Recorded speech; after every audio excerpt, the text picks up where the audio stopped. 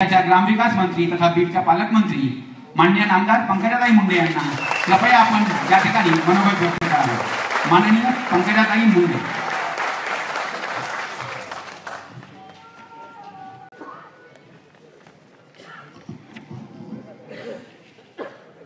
आज बीड जिल्हा पत्रकार संघाच्या वतीने समा गर्गे या राज्यस्तरीय पत्रकारिता पुरस्कार सोहळ्याला ज्यांच्या हस्ते हा पत्रकारिता पुरस्कार दिला जातो आहे ते या राज्यातील देशातील राजकारणातील दिग्गज आदरणीय शरदचंद्रजी पवार ज्यांचा हा पुरस्कार दिला जातोय, ज्यांना सन्मानित केलं जात आहे ते लोकसत्ताचे संपादक गिरीशजी कुबेर,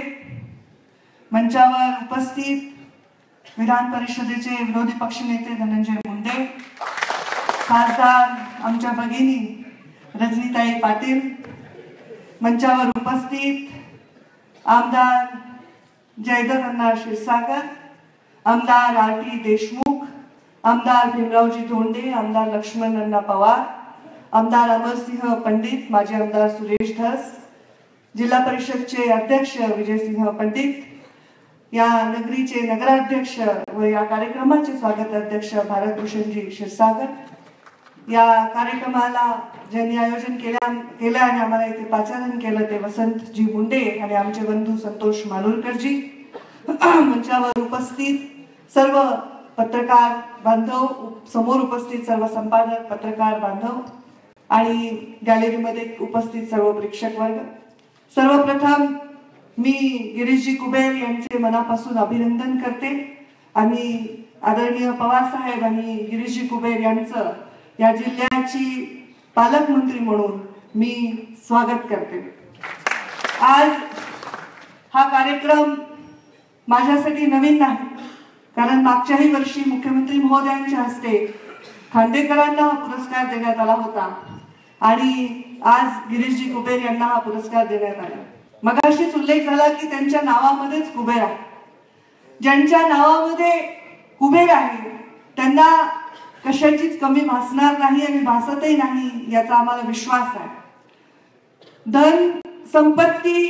भौतिक असते आणि ही भौतिक संपत्ती कधीतरी संपते, पण बौद्धिक संपत्तीचे कुबेर जे आहेत त्यांना हा पुरस्कार मिळत आहे आणि तो आमच्या बीड जिल्ह्याच्या माध्यमातून बीड जिल्ह्यात मिळत आहे,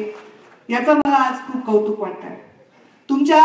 लेखणीतून तुम्ही विचाराचं धन जे तुमच्या मनामध्ये आहे ते लेखणीतून पुरवताय, समाजाला वाचायला उपलब्ध करून देताय, त्याच्यातनं प्रगल्भता लोकांमध्ये येत आहे आणि त्याच्यामध्ये भविष्यामध्ये वाढ व्हावी अशी मी या निमित्ताने आपल्याला मनापासून शुभेच्छा देते।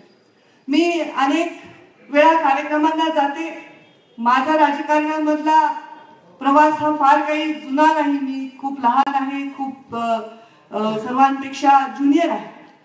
पण जेव्हा मी कुठे जाते तेव्हा जनरली ज्यांच्याविषयी मला बोलायचं असतं त्यांचा मी अभ्यास करायचा प्रयत्न करते। असं नाही की तुमच्याविषयी मला अभ्यास नाही, पण तुमचे विचार मी अनेक लेखणीतून वाचले, पण तुमचे भाषण ऐकायचा योग कधी आला नाही, जो आज येणार आहे। आणि तुमचा एक विचार मी आत्ताच त्यांना बोलताना सांगत होते की त्यांनी या देशामध्ये आर्थिक उन्नती करण्याच्या संदर्भामध्ये आपले विचार मांडले, त्यांनी विज्ञानाचा आणि आर्थिक उन्नतीची सांगड घालणारे विचार मांडले आणि ते विचार ऐकत असताना त्यांनी अतिशय ठामपणे सांगितलं की आपल्या देशामध्ये दुर्दैवाने गरिबांचं उत्थान करण्यापेक्षा गरिबीला कुठेतरी आपण उदात्तीकरण करतोय, अतिशय ठामपणे त्यांनी मांडलं। बऱ्याच वेळा असे मनामध्ये विचार येतात, पण ते आपल्या विविध प्रोफेशनल अडचणीमुळे आपल्याला मांडता येत नाही आणि मला असं वाटतं एक नवीन युगाचा राजकारणात काम करणारी व्यक्ती म्हणून की आपण कुठेतरी गरिबीचं उदात्तीकरण न करता या देशाला आर्थिक उन्नतीकडे नेणारे निर्णय घेऊन या देशाला आर्थिक सुबत्ता हे मस्ट आहे, आर्थिक सुबत्तेशिवाय इतर गोष्टी त्या केवळ शाब्दिक आहेत असं ठाम मत त्यांनी मांडलं। मी त्या मतावर खूप प्रभावित झालेले आहे आणि मी त्याच्याबद्दल त्यांचं अभिनंदन करते। मी राजकारणामध्ये जेव्हा आले तेव्हा मी विरोधी पक्षाचे आमदार होते आणि त्याच्यामुळे माझ्या बाबतीत जे काही छापलं जायचं किंवा लिहिलं जायचं